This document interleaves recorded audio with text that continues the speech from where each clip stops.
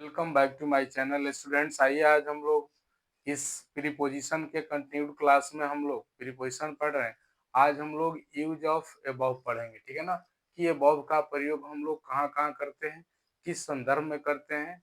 जैसे ही हम लोग सेंटेंस फ्रेम करते हैं तो इसका प्रयोग बिल्कुल हमें स्पष्ट हो जाता है कि अबव का प्रयोग हम लोग किस किस संदर्भ में और कहाँ करते हैं।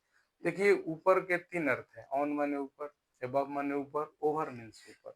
लेकिन ये एबव का प्रयोग जब हम लोग करते हैं स्टूडेंट्स, तो एबव का प्रयोग माने ऊपर, लेकिन एक दूसरे से, एक वस्तु दूसरे वस्तु से सटा नहीं हो, डिसकनेक्ट हो, बिल्कुल एक दूसरे से दूरी हो लेकिन ऊपर हो उससे।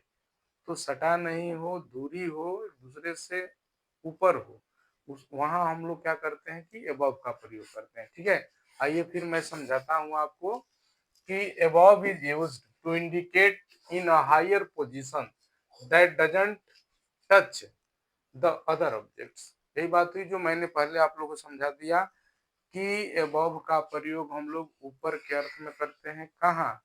जो एक वस्तु दूसरे वस्तु से सटा नहीं हो, उससे जुड़ा नहीं हो, उससे संबंध उसका नहीं हो। एग्जाम्पल के तौर पर मैं बता दूं स्टूडेंट्स आप सभी को कि क्या कह रहे हैं। हमारा एग्जाम्पल एग्जाम्पल हमारा कह रहा है कि a gun was hanging above his shoulder, above his shoulder, यानी कि उसके कंधा के ऊपर बंदूक टंगा हुआ है, ठीक है ना।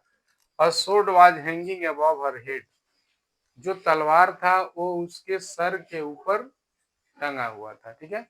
An aeroplane was flying above the clouds, यानी कि जो विमान है, वायुयान, यानी एरोप्लेन उस बादल के ऊपर उड़ रहा था।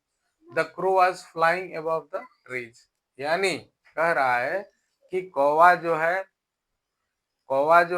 कहाँ उड़ रहा है, तो उस पेड़ के ऊपर उड़ रहा है। इट मीन्स, ध्यान देंगे, examples are very clear. If you try to understand it clearly, you understand and try to use in sentences to make impression। ध्यान दीजिए कि a gun was hanging above his shoulder. तो ये बताइए, shoulder के ऊपर, तो शोल्डर और गन में कोई रिलेशन है? नहीं रिलेशन है। कोई एक दूसरे से जुड़ा हुआ नहीं है, कोई एक दूसरे से जुड़ा हुआ नहीं है। A sword was hanging above her head, तो हेड और, देखिए क्या कह रहा है कि तलवार, तलवार और हेड में कोई संबंध नहीं है, कोई एक दूसरे से जुड़ा हुआ नहीं है, दोनों एक दूसरे से काफी अलग है, ऊंचे स्थान पर है, ठीक है ना। एरोप्लेन बादल के ऊपर चल रहा है, तो बादल और एरोप्लेन में कोई जुड़ाव नहीं है, कोई एक दूसरे से सटा हुआ नहीं है, बिल्कुल अलग अलग है, ठीक है। Crow was flying above the tree, तो कौवा पेड़ पर बैठा नहीं है, पेड़ के बहुत ऊपर आसमान में वो क्या कर रहा है कि उड़ रहा है, ठीक है ना। वो दोनों में संबंध नहीं है। चलिए दूसरा प्रयोग हम लोग पढ़ते हैं स्टूडेंट्स के। Verb is used to indicate beyond the reach of, यानी पहुंच से काफी ऊपर, ठीक है ना, वहां हम लोग एबव का प्रयोग करते हैं। जैसे good education is above the wealth, यानी कहा जाता है कि शिक्षा जो है वो संपत्ति से बढ़कर है। ये जो शिक्षा है वो किससे बढ़कर है? संपत्ति से, यानी उससे काफी वो ऊंचा चीज है, बड़ा चीज है, आगे की चीज है।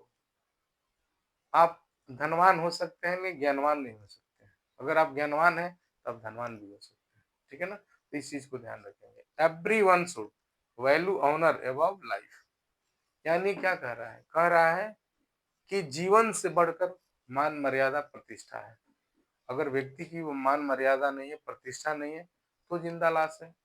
तो इसीलिए स्वाभिमान, मान सम्मान के साथ व्यक्ति को रहना चाहिए। तो यही कहा गया कि जीवन से बढ़कर, यानी जीवन से ऊपर मान मर्यादा है, ठीक है।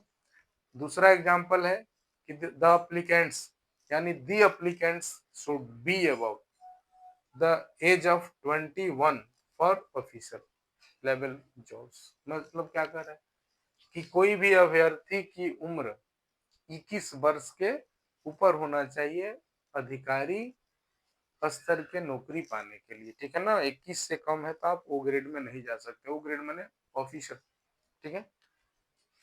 अगला कह रहा है कि you can't get a job above the age of 40। आज हर एक जॉब में मैं देख रहा हूँ असिस्टेंट प्रोफेसर को छोड़ दीजिए, उसके लिए 45-55 पहले एज हुआ करता था।